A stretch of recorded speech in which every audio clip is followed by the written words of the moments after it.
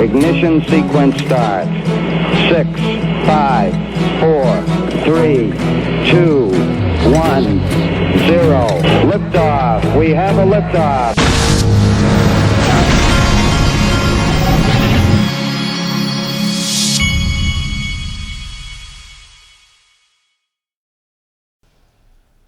Hey everybody, this is the Digital Asset Investor, and I wanted to let you know ahead of time. I'm going to give you a warning. Now, my hype button has not arrived from Amazon.com yet, and so right now I'm still using this temporary hype button, and I use this button to let you all know that I'm either going to say something that might be considered hypey by the social media police out there, or I'm going to say something that you're supposedly not allowed to say. In this case, in this video, I will be saying some things that are not good about Bitcoin. They're the truth, but I'm not supposed to say them because they're bad about Bitcoin. And so I'm going to go ahead and give you this warning. Soon I'll have the actual button in, but until then I have to use this little sound effect on YouTube. Here it comes. Bad Bitcoin things coming. Okay, so moving along. By the way, I just took my son to the Waffle House. He pitched so well and won the game last night that I think he wanted a celebratory breakfast. And so I just took him, and I had a Western omelet, and it was good. And bacon, by the way. Now, this video, I'm going to open your eyes a lot in this video. And at the end of this video, I have one simple, one-word question, and that is why? W-H-Y, why? And that is the thumbnail of this video as well. So here we go. First, from Stuart XRP. The first thing we get is from Larry Summers. Now, this clip is Larry Summers talking about inflation, and as I was watching it, there was two things that popped in my head. The first is that there's no way on God's green earth that Larry Summers and all of the powers that be did not know that massive inflation was where the money printing and the QE and the QE 1, 2, 3 and the financial crisis and the bailouts. There's no way that these guys did not know that all of this ended in inflation, and for that reason I know that they had a plan all along.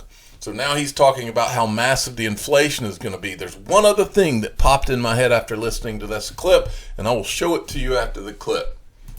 Well, it's certainly not time to be raising rates or even cutting off QE right now.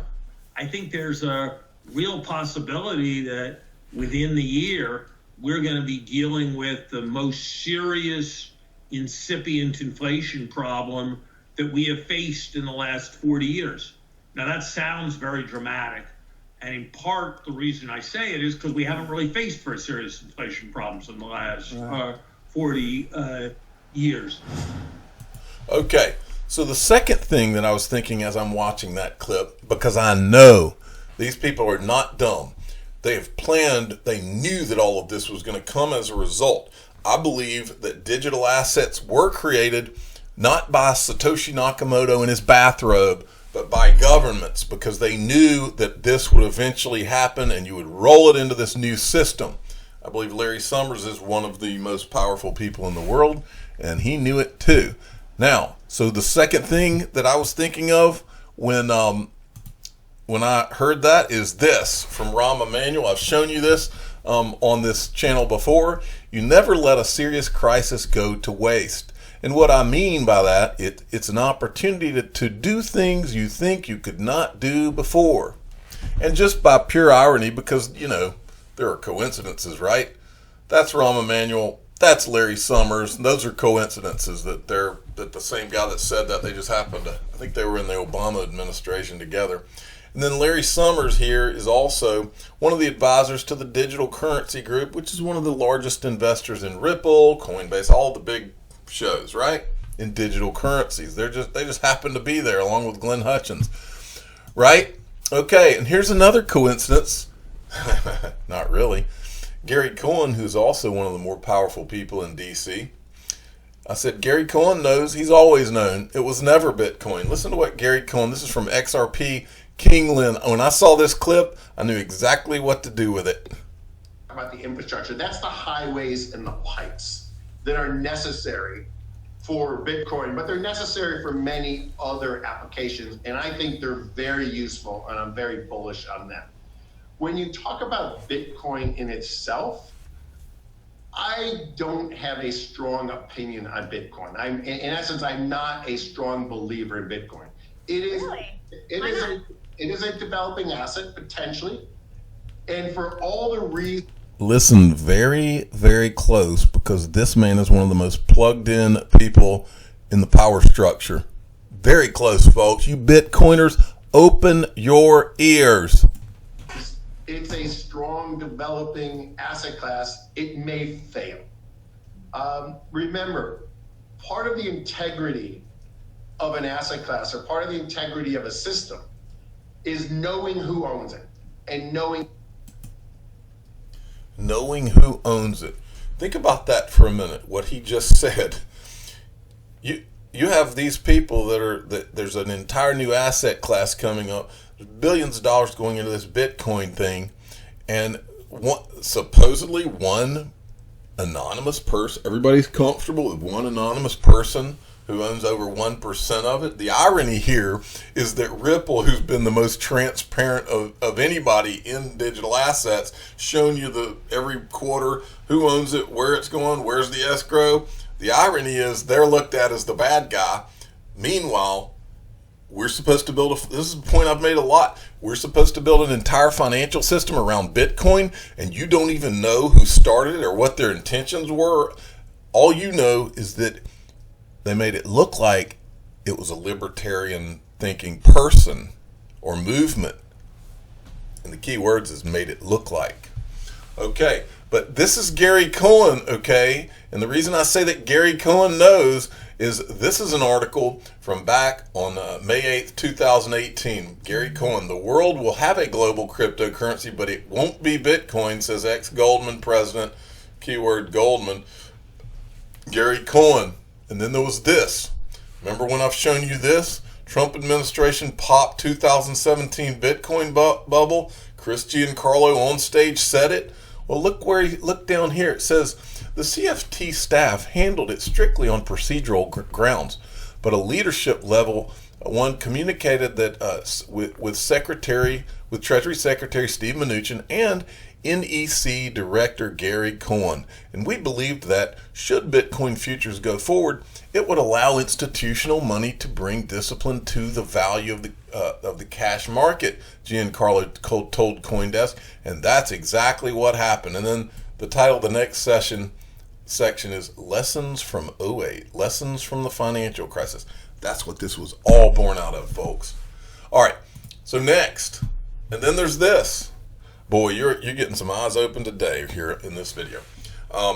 XRP photographer says they're all coming. Exclusive. Goldman Sachs restarts cryptocurrency desk amid Bitcoin boom. Newsflash, people. They're saying in this article restarts. They're not restarting anything. This is the way the game is played, and I'll prove it. But just to give you a little history, because I was here through the whole thing, during the course of 2018, 2019, one day you'd see a Goldman Sachs article saying Bitcoin's going to zero. The next day you'd see an article saying they were opening a Bitcoin or a crypto trading desk. The next day they would say that they decided against opening a crypto trading desk. And now we're seeing that they are opening a crypto trading desk, and that is not it. If you go into the article right here, another thing I've told you on this channel is, we've seen all the different random companies apply for Bitcoin ETFs, and what I've said time and time again is don't be surprised if when there is a crypto ETF that actually gets approved, it's one of the old school big boys like a Goldman Sachs. And looky here, as part of this work, the bank is also exploring. And when you hear, let me decode this. If you hear exploring, it means that they've been working on it for 2 years or maybe 5. The bank is also exploring the potential for a Bitcoin exchange traded fund and has issued a request for information to explore digital asset custody, the source said. So just a little reminder of how the game is played. I tweeted this out, the Goldman article that I just went over with you, and I said, all the world's a stage. This is Tika Tawori. I think it was back in 2018 or 19 on Glenn Beck's show. Listen to what he says. Okay, so then here now, Goldman Sachs, this, again, February 7th, most cryptocurrencies will crash to zero. Now, I remember when they said this in February, and I had, through my network, I knew that Goldman Sachs was setting up a crypto trading desk. Absolutely knew they were setting up a crypto trading desk. And I remember you telling me that. Right. And then, of course, they were denying it. No, we're not. No, we're not. No, we're not. Price falls down 27%. And then what do we find out? We find out here, they say BTC 0. And then we find out just before May, new trading desk. Not only that, they put $400 million to buy a cryptocurrency trading platform. Okay, so. Does my son need to draw you a picture? He's out of the picture drawing business for now, but we could bring him out of retirement if you still do not understand.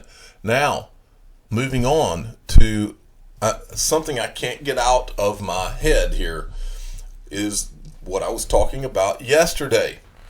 This idea that Brad Garlinghouse, the CEO of Ripple, knew way ahead of time. You remember I showed you that tweet where Brad Garlinghouse tweeted out about the SEC lawsuit the day before the SEC announced it. And then later on, I'll go ahead and show you. Later on, I think it's this tweet. Yes. He followed it up and he says, why didn't Ripple settle with the SEC? Can't get into specifics, but no, we tried and we'll continue to try with the new administration to resolve this in a way so the XRP community can continue innovating, consumers are protected, and orderly markets are preserved. Okay, so I want you to remember that backdrop. So what this means is this was known for a long time, that the SEC, that they were talking to the SEC about some kind of settlement for a long time. Now, my point in this whole conversation is this. Are you telling, now Coinbase is literally, I think it's like down the street from Ripple headquarters, but the same people that are investors in Coinbase are also investors in Ripple.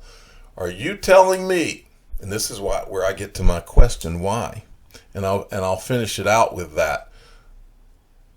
But the point here is, are you telling me that Coinbase knew nothing about this and then went on to list Flare? Not in a million years. And it's not just Coinbase, and that's where we go here. What you're looking at is Rachel Nelson, Senior Director, Associate General Counsel, Regulatory at Coinbase. And it says key areas of focus include regulatory engagement, SEC, New York Department of Financial Services, regulatory compliance. My point in showing you her is they've got a whole staff that's dedicated to engagement with the SEC. But I'm supposed to believe that Coinbase, who's heading for a $100 billion IPO, the most important IPO in this entire space, the IPO that will set blockchain off on Main Street, I'm to believe that they knew nothing about the SEC lawsuit, then went on and listed Flare like 15 days before it's announced. Not this guy. I don't buy it. Do not and will not buy it. Next, here's Juan Suarez, okay? VP, Deputy General Counsel Enterprise at Coinbase. Look what he did. He was a founding member, director of the Crypto Ratings Council. Does anybody remember the Crypto Ratings Council? I do. This was the Crypto Ratings Council, the CoinDesk, January 16th, 2020. Just in, Crypto Ratings Council, formed by Coinbase, Kraken, and other exchanges last year, has added eToro and Radar Relay as members. Okay, now this is the Coinbase-led Crypto Ratings Council. So then this was a tweet from Brian Brooks back when they started it, October 1, 2019. This was before he was at the OCC. He was at Coinbase. He was their chief. I think he was their general counsel. Yesterday, Coinbase, in partnership with Anchorage, Bittrex, who's a Ripple partner, CirclePay, DRW Trading, Genesis Trading, Grayscale, who is owned by the Digital Currency Group, who is also an investor in Ripple, and Kraken FX. The CEO of Kraken, where was he at the very beginning? That would be Ripple, and then he left to form Kraken. Jesse, whatever his name, I draw a blank on his last. Is it Jesse Owens? Anyway, look it up. He was at Ripple. Launched the Crypto Rating Council. Okay, this was to rate cryptocurrencies, to give them some kind of guideline before they listed cryptocurrencies. They rated XRP on here, and I can't remember if they added XRP to their platform before. It seems like it was after this that they added XRP to the platform, okay? But here's the part on the Crypto Rating Council website that I want you to see. The SEC is not involved with the council's work, although we have shared our methodology with the SEC and other interested regulators and government officials.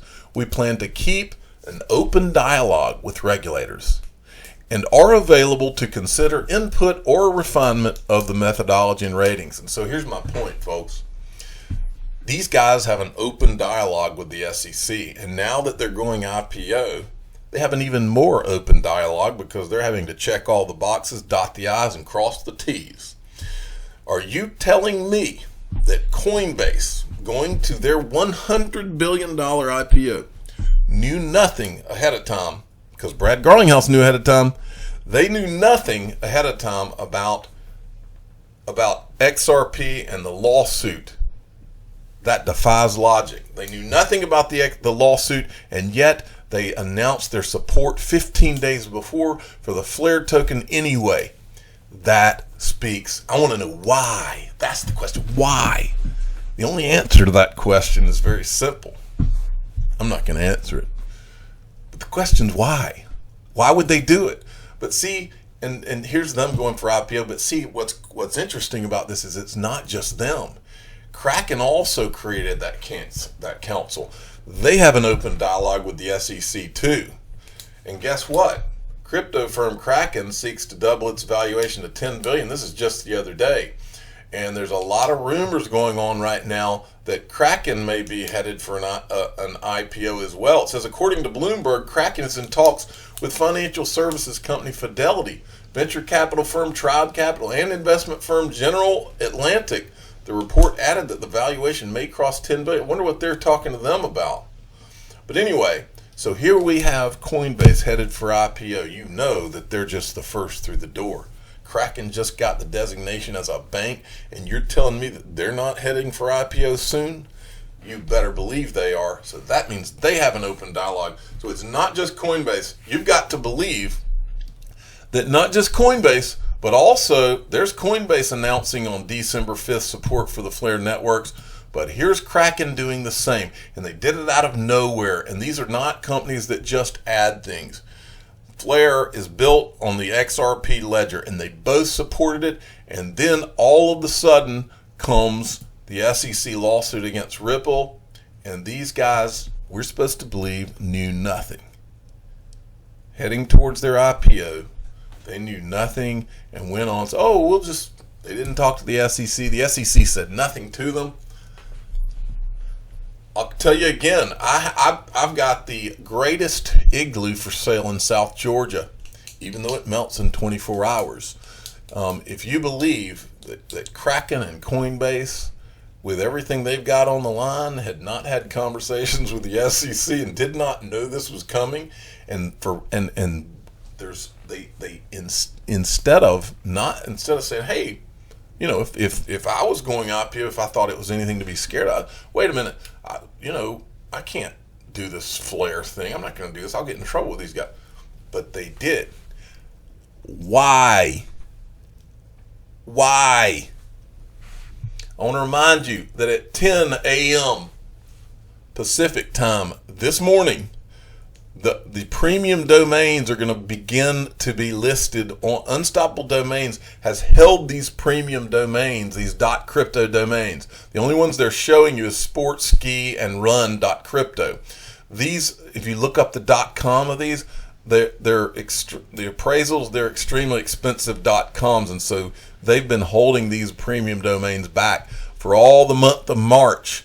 They're going to be released this week. The theme is sports. And I know that gambling.crypto is another one. Can you imagine what that'll go for? So these are going to go for sale at 10 a.m. Pacific time. Okay, that's 11, 12. That's 1 o'clock Eastern time. They're going to go for sale. I have a link at the top of this video in the description. Click on the link.